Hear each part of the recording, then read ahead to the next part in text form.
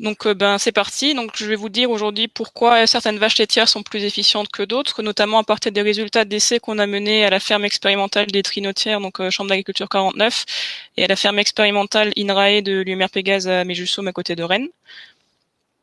Donc pour commencer, pour qu'on parte tous de la même définition de l'efficience, donc la définition que moi j'ai considérée, c'est l'ingéré résiduel, telle que Nicolas Frigens vous l'a présenté auparavant, c'est-à-dire la différence entre ce que l'animal va consommer par rapport à l'ingestion qu'on attend au regard de ses besoins, on va dire, de base, donc ici l'entretien, les réserves corporelles et ses productions.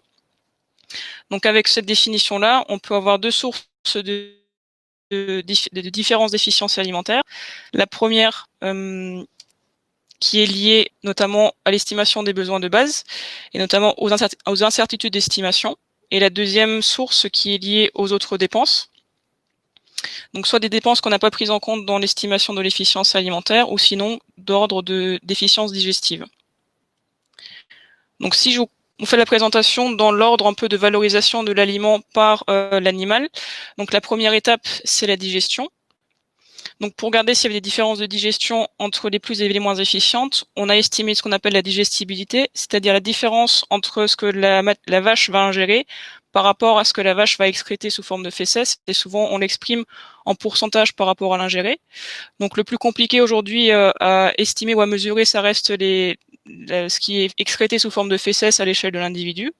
Donc on utilise des méthodes d'indirect où on marque l'aliment pour suivre l'aliment en fait de l'ingestion jusqu'à l'excrétion.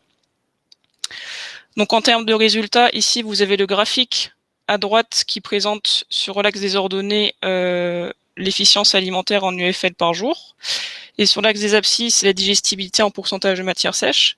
Donc là, on aurait tendance à faire une belle corrélation entre les deux. Mais le problème, c'est que la méthode indirecte qu'on utilise par marqueur n'est pas assez précise pour interpréter des différences entre individus sur les de digestibilité.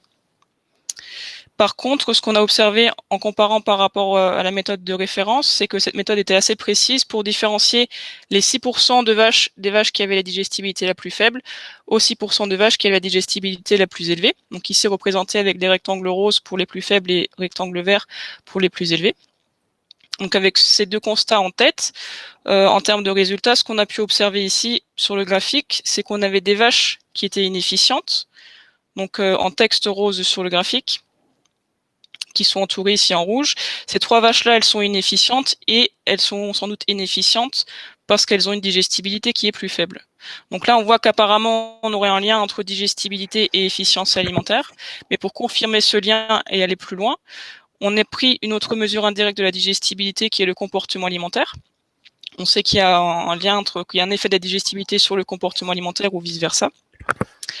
Donc, est-ce qu'il y a un lien entre efficience alimentaire et comportement alimentaire? Donc la réponse est oui, parce qu'on a observé que les vaches les plus efficientes passaient plus de temps à ruminer par rapport aux moins efficientes, et notamment les plus efficientes passaient en moyenne à peu près 530 minutes par jour par rapport à 485 minutes seulement par jour pour les moins efficientes. Ensuite, on a regardé par rapport aux durées d'ingestion par jour. Donc ici, vous avez le graphique en bas à gauche qui vous présente le lien entre l'efficience alimentaire et la durée d'ingestion. Donc on voit qu'il y a une corrélation négative qui dit que plus les vaches sont efficientes, plus elles vont passer de temps à ingérer. Donc on voit bien qu'il y a un lien entre comportement alimentaire et efficience alimentaire. Donc si je résume sur cet aspect digestion, au travers de la digestibilité du comportement alimentaire, on a mis en avant qu'il y avait un lien entre digestion et efficience alimentaire. Ce qui nous amène un peu à la question, pourquoi est-ce que les vaches les moins efficientes digèrent-elles moins bien la ration? Une première hypothèse, c'est sans doute parce qu'elles mangent à un niveau trop élevé. Et donc si c'est le cas, si c'est parce qu'elles mangent à un niveau trop élevé, ça voudrait dire qu'il suffirait de restreindre ces vaches moins efficientes au niveau d'alimentation des vaches les plus efficientes pour corriger des différences d'efficience, pour les ramener au même niveau d'efficience que les vaches les plus efficientes. Donc c'est ce qu'on a voulu vérifier à la ferme expérimentale de Méjussoum à côté de Rennes. Donc ici, vous avez le graphique qui vous présente sur l'axe des ordonnées l'ingestion observée pour chaque vache en fonction de l'ingestion attendue pour couvrir les besoins de base de chaque vache. Donc là, c'est un peu le graphique que Nicolas vous a présenté dans sa présentation auparavant, où en gros, on a deux situations. On a les vaches qui sont au-dessus de la droite en noir, qui est la droite d'égalité, c'est-à-dire que la vache, elle mange autant que ce qu'on attendrait vis-à-vis de ses besoins. Donc soit, si on se présente ici le long de la droite en pointillé rouge, où ça veut dire qu'on est à même production. Donc à production égale, soit on est au-dessus de la droite, et dans ce cas, ça veut dire qu'elles mangent plus que les autres pour un même niveau de production, donc elles sont inefficientes. Et à l'inverse, pour les vaches qui sont en dessous, ce sont des vaches qui à même production mangent moins que les autres, donc elles sont efficientes. Donc si on en revient à notre hypothèse qui était que si on restreint les vaches les moins efficientes au niveau des plus efficientes, c'est-à-dire que si là, on regarde notre graphique à gauche, on prend les 10% de vaches les plus efficientes qui sont ici représentées avec la droite en pointillé vert, et qu'on amène toutes celles qui sont au-dessus de cette droite au niveau de cette droite en vert, ça voudrait dire qu'on devrait corriger les différences d'efficience alimentaire. Mais attention, il faut bien comprendre qu'ici, on n'applique pas du tout la même restriction alimentaire à toutes les vaches. Au contraire, plus une vache va être inefficiente, plus elle est loin de la droite, plus on va la restreindre. Et donc, on restreint bien la quantité totale de rations offertes. Donc, si on en vient aux résultats, qui sont montrés ici par le graphique à gauche, qui montre le lien entre l'efficience alimentaire en période d'alimentation à volonté sur l'axe des abscisses et l'efficience alimentaire en période d'alimentation restreinte sur l'axe des ordonnées. Je vous ai présenté les deux groupes d'efficience, donc les groupes en vert à gauche qui est le groupe des plus efficientes et le groupe en bleu avec les losanges bleus à droite qui est le groupe des vaches les moins efficientes. Donc ce qu'on a observé, c'est que comme ce qu'on attendait, ces deux groupes-là sont significativement différents l'un de l'autre en termes d'efficience sur l'alimentation à volonté, mais c'est normal, c'est comme ça qu'on l'a construit. Donc ce qu'on s'est demandé, c'est est-ce que ces deux groupes-là sont toujours différents en termes d'efficience alimentaire après la restriction de précision? Et la réponse est non. Les différences ne sont plus significatives en termes d'efficience entre les deux groupes. Par contre, si on passe à l'échelle en dessous, donc là on a montré des différences, qu'il n'y ait plus de différence en termes de moyenne entre les deux lots. Par contre, si on passe à l'échelle en dessous, qui est l'échelle de l'individu, vous voyez ici, j'ai encadré 4 vaches avec l'encadré rouge. Ces vaches-là, elles étaient inefficientes pendant la phase d'alimentation à volonté et elles sont devenues efficientes pendant la phase d'alimentation de restriction. Le troisième résultat à retenir de cette essai, c'est notamment qu'avec la restriction alimentaire de précision, on a significativement réduit les différences d'efficience entre les vaches. On a notamment passé d'un écart type de 0,87 kg de matière sèche par jour à 0,69. Et pour finir, pour ceux qui se demanderaient, une restriction alimentaire, c'est bien joli, mais ça fait chuter la production. En effet, ça fait chuter la production laitière, mais par contre, ça ne fait pas plus chuter la production laitière pour le groupe qui a été le plus restreint, c'est-à-dire pour le groupe des inefficientes. Donc là, ce qu'on a démontré, c'est que la digestion était sans doute liée à l'efficience, sans doute liée à cause d'une différence de niveau d'ingestion, comme on l'a montré avec l'essai sur la restriction alimentaire, qui va être présenté aux 3 heures à la fin de l'année. Donc ça veut dire pourquoi est-ce que les vaches les moins efficientes ont un niveau d'ingestion plus élevé. Et donc là, l'hypothèse qu'on a formulée, c'est sans doute parce que les vaches les moins efficientes ont un temps de rétention de l'aliment dans le lumen qui est plus faible. Donc pour vérifier cette hypothèse-là, on a pris une mesure indirecte du temps de rétention de l'aliment dans le rumen, qui est le volume d'abdomen, donc le volume d'abdomen qui masque en fait le volume du rumen. Donc on sait qu'à même niveau, à même ingestion, même quantité ingérée, le temps de rétention de l'aliment dans le rumen augmente quand la taille du rumen augmente. Donc en termes de résultats, là vous avez le graphique qui vous présente sur l'axe des ordonnées le volume d'abdomen en litres en fonction de la consommation alimentaire en kg de matière sèche par jour. Et en triangle vert, vous avez les vaches les plus efficientes. En losange bleu, vous avez les vaches les moins efficientes. Et les croix noires, c'est l'intermédiaire. Donc ce qu'il faut regarder sur ce graphique-là, c'est que n'oubliez pas que l'hypothèse, ça se place à même consommation alimentaire. Donc c'est pour ça que je vous ai présenté une droite en pointillé rouge. Donc ici, on voit qu'à même consommation alimentaire, on a deux groupes. On a les vaches qui se situent en haut, qui sont plutôt les vaches les plus efficientes, et les vaches qui se situent en bas, qui sont plutôt les vaches qui sont moins efficientes.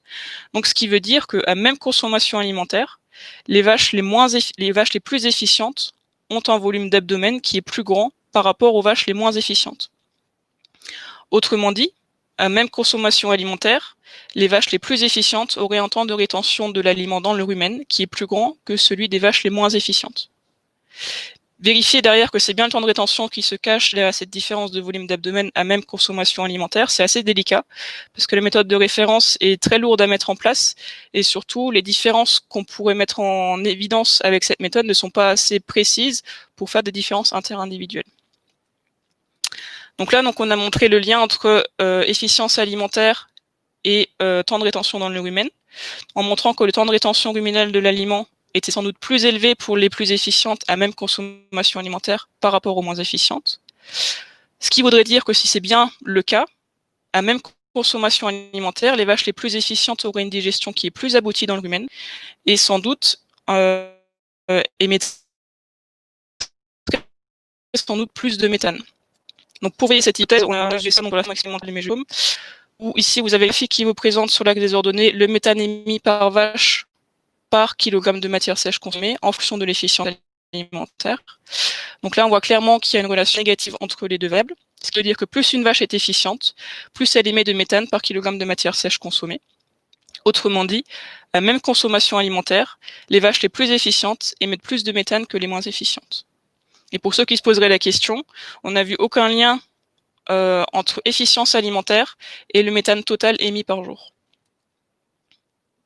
Donc si je résume sur l'aspect digestion, on a observé qu'il y avait que la digestion était bien un facteur explicatif des différences d'efficience alimentaire entre vaches, qui était sans doute expliqué par un temps de rétention de l'aliment dans le rumen qui est plus long pour les plus efficientes, ce qui explique sans doute pourquoi les plus efficientes émettent plus de méthane par kilogramme de matière sèche ingérée par rapport aux moins efficientes.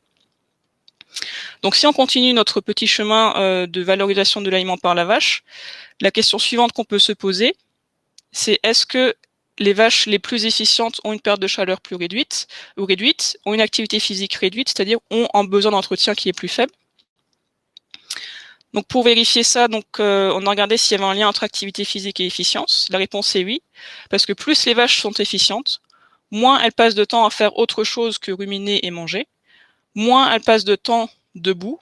Par contre, elles ne passent pas forcément plus de temps à se reposer. Et la deuxième question en lien avec l'entretien, c'est est-ce qu'il y a un lien entre chaleur produite et efficience alimentaire? Donc là, on a utilisé la température corporelle, donc comme le montre le graphique de gauche qui montre le lien entre efficience et température corporelle en degrés Celsius. On voit qu'il n'y a pas de lien entre efficience et température corporelle. Par contre, ce qu'on a observé, c'est que les vaches les plus efficientes avaient une température dans le rumen qui était plus stable sur la journée, ce qui nous fait penser sans doute que les vaches les plus efficientes pourraient avoir un pattern d'ingestion qui est plus réparti sur la journée. Mais ça, on n'a pas pu le vérifier avec le dispositif expérimental qu'on avait disponible. Et la dernière étape, ça a été de regarder si on avait un lien entre efficience alimentaire et variation de réserve corporelle d'un côté, et efficience alimentaire et composition fine du lait. Donc là, vous devriez tous penser, non, il n'y a pas de lien entre efficience alimentaire, vu que l'efficience alimentaire est définie à même niveau de production et de composition, et à même niveau de variation de réserve corporelle. Cependant, vous savez tous que pour mesurer les variations de réserve corporelle, on utilise des méthodes qui sont subjectives pour l'instant, qui sont pas assez précises pour estimer de façon fine les variations de réserve corporelle. Donc on sait qu'on est soumis à des erreurs d'estimation. Donc on a quand même voulu vérifier s'il n'y avait pas de lien entre efficience alimentaire et réserve corporelle. Et donc la réponse est non. On a vu qu'il n'y avait pas de lien entre efficience alimentaire et des métabolites sanguins de mobilisation tels que les acides gras non estérifiés, le bêta-hydroxybutyrate ou le glucose sanguin. Et il n'y avait pas forcément de différence de prévalence d'acétonémie entre les plus et les moins efficientes. Pour ce qui est du lait, j'avais vu qu'il y avait une question dans le chat dans les présentations précédentes. On a mesuré le lait à travers des UFL du lait. Donc c'est une mesure directe de l'énergie nette du lait à partir à la fois de la quantité de lait et de la composition du lait. Donc par définition, on n'a pas de lien entre composition du lait, quantité du lait et efficience alimentaire.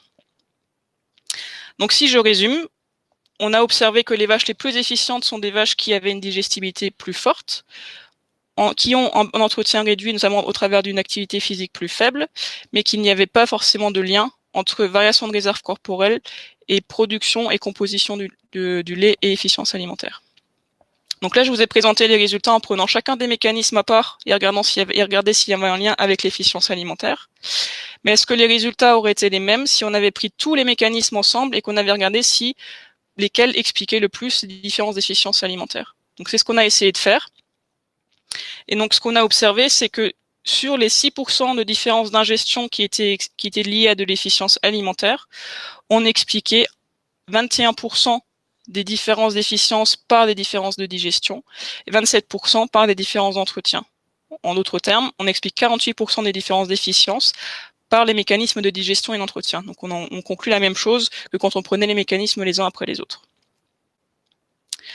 Donc en conclusion, pour cette présentation, j'espère que vous aurez compris au travers de cette présentation que l'efficience alimentaire des vaches laitières en lactation, c'est un paramètre multifactoriel qui implique à la fois des différences digestives pour certaines vaches, qui seraient probablement liées à des différences de temps de séjour dans l'urine humaine, mais qui implique aussi des différences métaboliques pour d'autres vaches.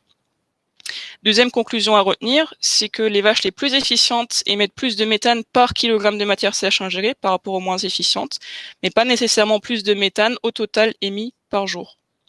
Et dernière conclusion avant de passer la main à Yannick, ces conclusions, comme l'avait présenté Nicolas Frigens dans une de ses diapositives, auraient été différentes si ma définition de l'efficience alimentaire à l'origine ou à la base avait été différente. C'est-à-dire que si j'avais inclus d'autres mécanismes à la base.